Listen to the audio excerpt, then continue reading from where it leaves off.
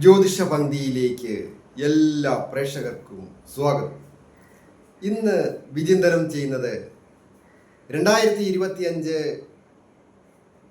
ഫെബ്രുവരി മാസം ഫലം. അത് മേടം രാശിക്കാരായിരിക്കുന്ന അശ്വതി, ഭരണി, കാർത്തികയുടെ ആദ്യത്തെ പാദമടങ്ങുന്ന നക്ഷത്രം. ഈ നക്ഷത്രക്കാരെ സംബന്ധിക്കുന്നിടത്തോളം പല വിധത്തിലുള്ള നഷ്ടങ്ങളും കഷ്ടതകളും ക്ലേശങ്ങളും കടങ്ങളും ഒക്കെ വർദ്ധിച്ചു വരുന്ന ഒരു സമയമാണ്. അതായത് സർവേശ്വരകാരകനായിരിക്കുന്ന വ്യാഴം പൂർണ്ണമായ ബലവാനായിട്ട് അനുഗ്രഹമൊക്കെ ഉള്ള സമയമാണ്. എന്നിരുന്നാലും രാശിയിലേക്ക് ശനിയുടെ ബന്ധം ഉള്ളതിനാൽ വളരെയധികം ക്ലേശങ്ങൾ ഈ നക്ഷത്രക്കാർക്ക് സൂചകമാണ്. അതുപോലെ തന്നെ കടങ്ങൾ, നിയമപരമായ പ്രശ്നങ്ങളൊക്കെ ഒരു കാരണവുമില്ലാതെ ശത്രുക്കൾ വർദ്ധിക്കുക, അങ്ങനെയൊക്കെയുള്ള ഒരു കാലമാണ്. വളരെ ശ്രദ്ധിക്കേണ്ട ഒരു സമയമാണ്. ദൈവാധീനം വർദ്ധിക്കുന്നതിനായിട്ട് വേണ്ടതായ കാര്യങ്ങൾ ചെയ്തു തുടങ്ങേണ്ട ഒരു സമയവുമാണ്. പൊതുവെ 2025 ഫെബ്രുവരി മാസത്തിൽ മേടം രാശിക്കാർക്ക് തൊഴിൽപരമായ ചില നേട്ടങ്ങളും വിജയങ്ങളും ഒക്കെ വന്നു ചേരാം. തൊഴിൽ പുരോഗതികൾ വന്നു ചേരാം. എന്നിരുന്നാലും അധ്വാനത്തിനനുസരിച്ച് അല്ലെങ്കിൽ കഷ്ടപ്പെടുന്നതിനനുസരിച്ച് ഒരു ധനം വന്നു ചേർന്നില്ല എന്ന് വിചാരിക്കേണ്ട ഒരു സമയവുമാണ്. പല ആൾക്കാരും നല്ല രീതിയിലേക്ക് ഉയർന്നുയർന്ന് സാമ്പത്തിക സ്ഥിതിയിലേക്കും തൊഴിൽ പ്രമോഷനുകളൊക്കെ കിട്ടുന്ന ഈ സന്ദർഭങ്ങളിൽ മേടം രാശിക്കാർക്ക് ഒരു സാമ്പത്തിക ക്ലേശങ്ങളോ അല്ലെങ്കിൽ ഉദ്ദേശിച്ച രീതിയിലുള്ള ഒരു പുരോഗതിയോ ലഭിക്കാതെ വരിക, അത് ശനിപ്രീതികരമായ കാര്യങ്ങൾ കൂടുതലായിട്ട് ചെയ്യേണ്ട ഒരു അവസരമാണ്.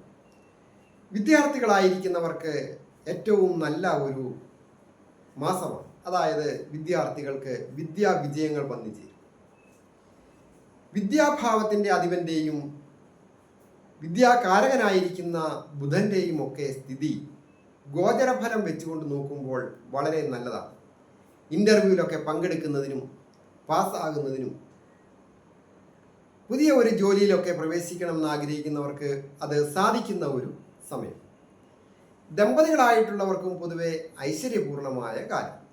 ദാമ്പത്യ ജീവിതത്തിൻ്റെ അല്ലെങ്കിൽ ഭാവത്തിൻ്റെ അധിപൻ ബലവാനായിട്ട് നിൽക്കുന്നു. എന്നിരുന്നാലും തൊഴിൽപരമായിട്ടൊക്കെ ചില സന്ദർഭങ്ങളിലെങ്കിലും ജീവിത പങ്കാളിയുമായിട്ട് ഒന്ന് അകന്നു കഴിയേണ്ട സാഹചര്യവും ഈ ഫെബ്രുവരി മാസത്തിൽ സൂചകമാണ്.